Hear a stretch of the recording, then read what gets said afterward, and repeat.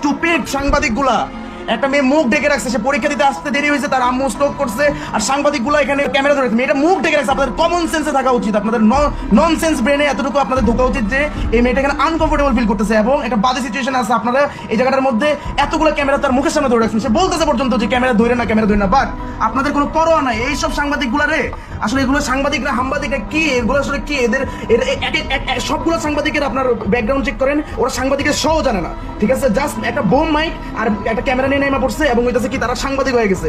কি পরিমাণ ননসেন্স সাংবাদিক হলে আপনারা এই কাজগুলো করতে পারেন? কতগুলো ক্যামেরা মেয়েটার মুখ ঢেকে রাখছে, তারপর কতগুলো ক্যামেরা মেয়েটার আশেপাশে নিয়ে আপনারা হইতাছে ভিডিও বানাইতেছেন তাকে নিয়ে মস্কারি। ওর সিচুয়েশনটা আপনারা বোঝার চেষ্টা করেন। ও বলতেছে ক্যামেরা সরান, কিন্তু 100টা ক্যামেরা মিনিমাম ওর দিকে আপনারা ধরে রাখছেন। ফালতু ননসেন্স সব ফালতু সাংবাদিক, কোনো লাইসেন্স নেই, কিছু নেই। এরা সাংবাদিকতা তো সহ জানে না। ওরা যেখানে দেখে সিচুয়েশন গরম সেই জায়গায় ক্যামেরাটা ধরে ফেলে।